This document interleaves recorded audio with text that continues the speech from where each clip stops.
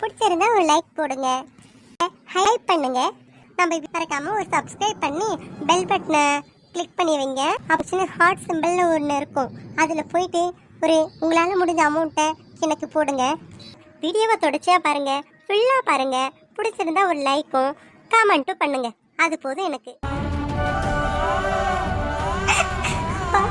பாப்பா ஏன் பையனை விட்டுட்டு போனேன், உன் கூடயே என்னையே கூட்டு போக வேண்டியதானே. என்னால முடியலப்பா, என்னால முடியல. கட்டிக்கிட்டு போன இடத்துலயும் வாழ முடியல, நம்ம வீட்டுல என்னால இருக்க முடியல, ஒரு வேலைக்கு பார்க்க முடியல, என்னால தாங்க முடியலப்பா. அப்பா அப்பா நீ இறந்தப்ப அம்மா என்கிட்ட சொன்னாங்க, அப்பா எங்கேயும் போல நம்ம கூட தான் இருக்காங்கன்ட்டு. அப்படின்னா என் கஷ்டத்தெல்லாம் பார்த்துக்கிட்டு நீ சும்மாவாப்பா இருக்கிற.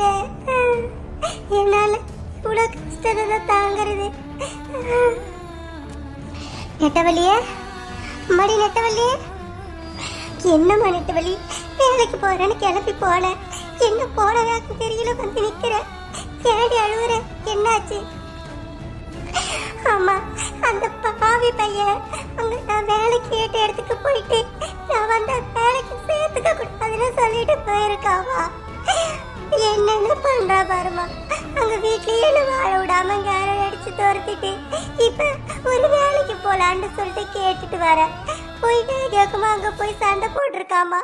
என்ன வேலைக்கு சேர்த்துக்கிட்டா உங்க கடை இருக்காதுன்னு அப்படி விரட்டிட்டு போயிருக்காமா. என்னடி சொல்ற? அப்படியா அப்படியா மாப்பிள்ள தம்பி பண்ணுச்சு? ஏம்மா அவனை போய் மாப்பிள்ளன்னு சொல்றியே, உனக்கு வாய் கூசல? அவள ஒரு மாப்பிள்ளையா? என்ன பார்த்துக்க முடியல, என்னை வச்சு வாழ தெரியாதவன் அவன் மாப்பிள்ளையா? அவன் சரியான பொறிக்குமா? மடி நெட்டவழி அப்படி பேசாதம்மா. இன்னைக்கு இல்லைனாலும் என்னைக்கா இருந்தாலும் நீ அந்த வீட்டுக்கு போய் வாழ போற. இப்ப வேணா கொஞ்ச நாள் நம்ம வீட்டுல இருக்கலாம், ஆனா அந்த வீடு தாண்டி உனக்கு நிரந்தரம். அம்மா போதுமா, இதையே சொல்லி சொல்லி எத்தனை காலத்துக்கு தான் ஓட்டுவேன்? அப்படியே அவங்க என்ன கூப்பிட்டுக்கிறாங்க பாரு, இதுக்கப்புறம் நான் கூப்பிட்டாலும் போலமா. நான் எங்கேயாவது ஒரு வேலையை தேடி நான் வேலைக்கு போய் வாழ்ந்துக்கிறேம்மா. இந்த வீட்டில் இருக்கக்கூடாதுன்னு சொல்லுங்க, நான் தனியா வாடகை வீடு கூட போய் பார்த்து இருக்கிறேன். நீ ஆண்டு வாடகை வீட்டுக்கு போற? உன் அப்பங்கார சம்பாரிச்சு இவ்வளோ பெரிய வீட்டை கட்டி வச்சிருக்கிறா, நீ ஏன் வாடகை வீட்டுக்கு போனோம்? என்ன அப்பத்தா பண்றது, பொண்ணா பிறந்துட்டேன், அனுபவிச்சுதானே ஆகணும். ஆம்பளையா பிறந்திருந்தா இந்த வீடு எனக்குன்னு சொந்தம் கொண்டாடி இருக்க முடியும். போயோ பொட்ட பிள்ளையா பிறந்துட்டேன். யாருக்கு இந்த வீட்டுல உனக்கு உரிமை இல்லைன்னு சொல்றது? நீ என்ன இப்படி பேசுற? நீ உனக்கும் இந்த வீட்டுல உரிமை இருக்குது சரியா? உங்க அப்பா உங்க 4 பேருக்கும் தான் இந்த வீட்டை கட்டிட்டு போயிருக்காரு. இவ என்ன இங்க நின்று ஒப்பாரி வைக்கிறா? வேலைக்கு போக போறேன்னு வீராப்பா வேக வேகமா கிளம்பி போன வேகத்துல வந்து இங்க நிக்கிறா. அப்பதான் சும்மா வாய் வார்த்தைக்கு வேணா சொல்லிக்கலாம், இந்த வீட்டுல உனக்கு பங்கு இருக்குன்ட்டு. ஆனா இந்த வீட்டுல எனக்கு பங்கா இருக்கு. என்னதான் வெளியில கட்டி கொடுத்துட்டீங்களே, அந்த வீட்டுல போய் தான் நான் வாழணும், அங்கதான் நான் குப்பை கொட்டணும்னு சொல்லுவீங்க. நட்டவழியா அப்படிலாம் யாரும் சொல்ல மாட்டாங்க. நீ இங்கே இரு, எத்தனை காலம் ஆனாலும் பரவாயில்ல. அவங்க கூப்பிடலாலும் இந்த வீட்டை விட்டு நீ போவானா, வேலைக்கு போக வேணாம். என்னால முடிஞ்ச வரைக்கும் நான் அந்த வீட்டுக்கு உடைக்கிறேன், என் வீட்டுக்காரர் உழைப்பாரு, அதுக்கப்புறம் அவங்க அண்ணன் பார்த்துப்பா. ஆமாடி, நான் இருக்கிற வரைக்கும் நானும் ஏதாவது வேலைக்கு போய் சம்பாதிக்கிறேன். எல்லாம் இந்த மூதேவியால வந்தது. என்ன பேச்சு பேச்சு இப்ப நம்ம குடும்பத்தோட சந்தோஷத்தையே கெடுத்துட்டா. என்ன நம்மள சொல்றாங்களா? அப்பதா கொஞ்ச நேரம் அமைதியா இருப்பதா. பின்னாடியா மானது எனக்கு வலிக்கு தெரியுமா? சரி நம்ம பேர வாழ்க்கை நல்லா இருக்கணுமேன்ட்டு அவங்க வீட்டுக்கு போயிட்டு கெஞ்சாத குறையா கூட்டின்னு வந்து வச்சா, சரி நம்ம வீட்டுக்கு இன்னும் ஒரு சந்தோஷம் கிடைக்குன்னு கூட்டின்னு வந்தேன். இவ வந்ததுனால இருக்கிற சந்தோஷமும் போயிடுச்சு தவிர ஒரு சந்தோஷமும் வரல. அத்தை பின்னாடியா இவனால தானே இவன் நம்ம வீட்டுக்கு வராம இருந்திருந்தா எந்த பிரச்சனையும் இல்லை, சந்தோஷமா இருந்திருக்கலாம் போல.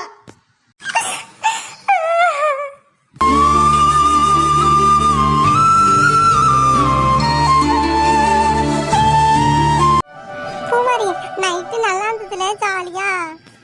ஆமாண்டி செல்வி, நல்லா தாண்டி இருந்தது. டூர் போயிருந்தப்ப கடைசியா நம்ம ஒன்னா தூங்கணும்ல, அதோட இப்பதான் தூங்குறோம். சூப்பரா இருந்தது. தினமும் இப்ப நம்ம ஜாலியா இருக்க வேண்டியதான். பூமாரி, நேத்து நீ வெளியே போயிட்டு மறுபடியும் வீட்டுக்கு வந்தப்போ ஒரே சிரிப்பா உன் முகத்துல ஒரே புன்னகையா இருந்தது. என்ன காரணம்? செல்வி, நேத்து நீ ஃபேஸ் நோட் பண்ணியா? ஆமா, நோட் பண்ண. நீ ஏதோ வெளியே போயிட்டு பொருள் வாங்க போற சொல்லிட்டு ஜாலியா இங்கே போய் சுத்திட்டு வந்திருக்கேன்னு நினைக்கிறேன் நானு. செல்வி, என்னது நீ என்ன இப்படி சொல்லிட்ட? நான் என்ன பார்த்தா சுத்துற ஆள் மாதிரி தெரியுது உனக்கு? ஏப்பா, எனக்கா தெரியும் நீ ஏதாவது லவ் கிவ் கூட ஏதாவது பண்ணுவேன். ஓ லவர் கூட்டிருப்பா, வீட்டுல போய் சொல்லிட்டு போய் சுத்திட்டு கூட வந்திருக்கலாம். யாருக்கு தெரியும்? செல்வி, என்னன்னு நீ இப்படி சொல்ற? என்ன பார்த்தா லவ் பண்ற மாதிரியே தெரியுது. பாரு குமாரி, லவ் பண்றவங்கள பார்த்துலாம் கண்டுபிடிக்க முடியாது.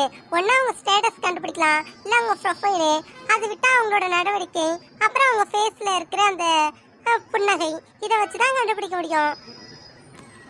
இப்ப நான் சொன்னதுல மட்டும் வச்சு கண்டுபிடிச்சிட முடியாது. ஒருத்தவங்க அமைதியாவே இருப்பாங்க, ஆனா பார்த்தா ரகசியமா லவ் பண்ணிட்டு கடைசியா அவங்க சொல்லுவாங்க நான் இவனை தான் லவ் பண்றேன், இவனை தான் கட்டிக்க போறேன்ட்டு. அப்படி கூட இருக்கலாம். சரி, நீ சொல்ற மாதிரி வச்சுப்போம். அப்படின்னா நீ கூட லவ் பண்ணலாம் தானே? இருக்கலாம் தான், ஆனா நான் லவ் பண்ணல. நான் உண்மையை சொல்றேன்ப்பா, நான் ஒன்ன மாதிரிலாம் வளைக்க மாட்டேன். நீ என்ன முடிவே பண்ணிட்டியா நான் லவ் பண்றேன்ட்டு? வாங்க பாரு நீ. நான் லவ்லாம் எதுவும் பண்ணலடி. நேத்து நான் அந்த மாதேஷோட தம்பியை பார்த்து கொஞ்ச நேரம் மீட் பண்ணி பேசினேன், அவ்வளவுதான். ஓ, அதுக்கு தான் போனீங்க நீ? பாரு, அவரை மீட் பண்ண போறேன் என்கிட்ட சொல்லிட்டு போக வேண்டியதானே? சரி, அது சரி, எதுக்கு நீ அவரை மீட் பண்ண? எதுக்காக போய் மீட் பண்ண? என்ன பேசுனீங்க? இது என்ன புது பழக்கம்? செல்வி, நிறுத்தடி. என்ன நீ மாட்டு கற்பனை பண்ணிக்கிட்டே போற நீ? நான் அவரை பார்க்க போவே இல்லை. நான் வந்து வேற வேலையை தான் போனேன். அந்த நேரத்தில் மழை வந்து போச்சு. அந்த நேரத்தில் அவர் வந்தாரா, அவர் கூட போய் வண்டியில் ஏறின்னு போயிட்டு அந்த நிழற்குடியில் கொஞ்சம் நேரம் நின்றுட்டு இருந்தேன். அப்புறம் பஸ் வந்துச்சு, நான் கிளம்பிட்டேன். போதுமா? சரி, 5 நிமிஷம் மீட் பண்ணேன், அது முடிச்சு போச்சுல. அப்படியே முகத்துல ஒரே சந்தோஷமா புன்னகையா அப்படியே ஹாப்பியா இருந்தது. செல்வி, சரி போது நிறுத்து. நீ ரொம்ப என்ன கேள்வி கிட்டே இருக்க. நான் அதனால உண்மையை சொல்றேன். என் மனசுல என்ன இருக்கோ அதை சொல்றேன். பூமாரி, சொல்றது கேளு. முத நான் அவரை பார்த்தப்பே எனக்கு அவர் மேல ஒரு ஈர்ப்பு வச்சுக்க. அதுக்கப்புறம் அவரை பார்க்கும் போதெல்லாம் எனக்கு இன்னமும் தெரியல, என் மனசுல ஒரு சந்தோஷமா இருக்கு. நீ யோசிச்சு பாரு, நான் யாருக்கூடயும் அவ்வளோ பேசவே மாட்டேன், யாருக்கூட வண்டியில கூட போக மாட்டேன். ஆனா அவர் கூப்பிட்டாப்ப போகணும்னு தோணுச்சு. அப்புறம் போயிட்டே இருக்கும்போது இன்னும் கொஞ்சம் தூரம் போனா பரவாயில்லன்னு தோணுச்சு. ஆனா டக்குனே நிறுத்திட்டாரு. அதுக்கப்புறம் ஒரு 5 நிமிஷம் பேசிட்டு வந்தடி. ஆனா என்னன்னு தெரியல, எனக்கு அப்ப ஒரு மாதிரி ரொம்ப சந்தோஷமான ஒரு ஃபீலிங் இருந்துச்சுடி.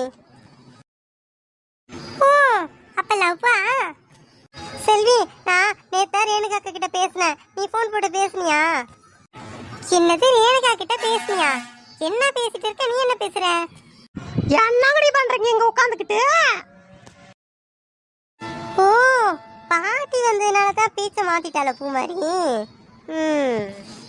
வாங்க பாட்டி, சும்மாதான் உட்காந்துட்டு இருக்கோம். நீங்களும் வந்து உங்க பங்குக்கு உங்க கதையை சொல்லுங்க. இந்தா, உங்களுக்கு வேற வேலையே கிடையாது. எப்ப பார்த்தாலும் கதை பேசுறதா உங்களுக்கு வேலையா? பாட்டி, அப்புறம் என்ன பண்ண சொல்றீங்க? எங்களுக்கு எந்த வேலையும் இல்ல, அதான் பேசிட்டு இருக்கோம். காலை தோச்சி போட்ட துணியெல்லாம் அங்க கொடியில காயுது, அதை போய் எடுத்துட்டு வந்து போடு. பூமாரி, வா, நான் போய் எடுத்துட்டு வருவோம். இந்த ஆடி செல்வியா, நீ மட்டும் போய் எடுத்துன்னு வா. ஏன் பூமாரி, உள்ள போயிட்டு உங்க அம்மாவுக்கு போய் கூட மாட வேலை செய்ய போ. சமையல் செஞ்சுட்டு இருக்கிறாங்க போ. பாட்டி, என் கூட வந்து துணி எடுத்துட்டு வந்து அதுக்கப்புறம் போட்டோம். பாருங்கடியா, சின்ன பிள்ளை மாதிரி பண்ணிட்டு இருக்காதீங்க. கொஞ்சமாச்சு குடும்பத்தெல்லாம் எப்படி பார்க்கணும், என்ன பண்ணணும், ஏது பார்க்கணும் கத்துக்குங்க, சரியா? அப்புறம் புருஷன் வீட்டுக்கு போய் தக்க பக்கான்னு மூச்சு நிற்காதீங்க. வாங்க, போயிட்டு கூட மாட எல்லா வேலையும் செய்யுங்க, எடுத்து போட்டு செய்யுங்க. பூமாரி, சரி, நம்ம வேலையை முடிச்சுட்டு அப்புறம் பேசுவோம். கேந்து போடி, உனக்கு மட்டும் தனியா சொல்லுமா? விஜயா, விஜயா, எங்க வந்துட்டீங்களா? என்னங்க இவ்வளோ நேரம்? அதுவா விஜயா, உங்க கொஞ்சம் வேலை அதிகமா இருந்துச்சு, அதான் முடிச்சு கொடுத்துட்டு வந்தேன். நாளைக்கு பொறுமையா கூட வர சொல்லிட்டாரு முதலாளியே. நாளைக்கு கொஞ்சம் காலைல பொறுமையா தான் போவேன். சரிங்க, சரி வாங்க, சாப்பாடு போடுறேன். சரி விஜயா, நான் உன்னை ரூம்ல தான் போய் பார்த்தேன். அங்கே தட்டினேன், எந்த குரலும் இல்லை. சரி, நம்ம கை காலெல்லாம் கழுவிட்டு அப்புறமா வந்து கூப்பிடலான்னு பார்த்தேன். நீ என்னென்ன இங்கே படுத்துன்னு இருக்க? அங்கே ரூம்ல போய் யாரு இருக்கா? நம்ம ரூம்ல ருக்மணி படுத்திருக்காங்க, அதான் நான் வெளியே வந்து படுத்துட்டேன். என்ன விஜயா சொல்ற? ருக்மணி அங்கே படுத்திருக்காளா? ஏன் அப்போ நாம எங்கே படுக்கிறது? இன்னும் ரூம் ஒன்று ஃப்ரீயாக தானே இருக்கு, அங்கே படுத்துருக்கலாம்ல ருக்மணியை. அந்த ரூம்ல சரவணா இருக்கிறாங்க. என்ன விஜயா சொல்ற? சரவணா மட்டும் அந்த ரூம்ல இருக்கான். அவன் பாண்டி கூட படுத்துக்கலாம்ல. அதாங்க நானும் சொன்னேன். ஆனா அவனுக்கு தனியா ரூம் வேணுமா, தனியா தான் படுத்து பழகிட்டானா, வேற யாரு கூடயும் பழக்க மாட்டானா அப்படி சொல்லிட்டு அவனும் உள்ள போய் டாப்பால் போட்டுன்னு படுத்துட்டாங்க. சரி விஜயா, அப்ப பூமாரி ரூம்ல பூமாரி மட்டும் தானே இருப்பா, நீ அவ கூட போய் படுத்துக்கோ. அதுவும் முடியாதுங்க. பூமாரி கூட செல்வி தூங்குறா. 2 பேர் தான் அந்த பெட்ல படுக்க முடியும். அட என்ன விஜயா இது, ஒரே சிக்கலா இருக்குதே. இப்ப நாம எங்க தூங்குறது? நம்ம 2 பேரும் இங்கேவா தூங்குறது? ஒரே வழி தாங்க இருக்குது. நீங்க என்ன பண்றீங்கன்னா பாண்டி கூட போய் படுத்துருங்க, நான் வந்து அத்தை கூட போய் படுத்துக்கிறேன். அம்மா கூடயா? அம்மா கூட உனக்கு சரி வருமா? அம்மா வேற கொரட்டை விடுவாங்க, எப்படி தூங்குவ நீ?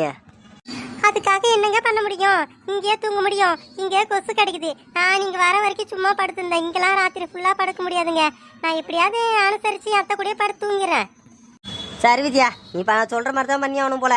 ராத்திரி ஆகி போச்சு, எதுவும் இருந்தாலும் நாளைக்கு காலைல ஏந்து என்ன பண்ணலான்னு யோசிச்சுப்போம். சரிங்க, இங்க போயிட்டு கை கால்லாம் கழுவிட்டு வாங்க, நான் சாப்பாடு எடுத்து வைக்கிறேன். ஆ சரி விஜயா. இப்போ என்ன பண்ணுறது? இப்படியே போனால் சரி வராதே. ருக்மணி வேற சண்டை போட்டு வந்திருக்கா, எப்படியே இப்போ போக மாட்டா. அது வரைக்கும் இப்படி மாறி மாறி எப்படி படுத்து தூங்குறது? சரி, பாண்டி வேற இப்போ என்ன சொல்ல போகிறான்னு தெரியல. சரி பார்ப்போம்.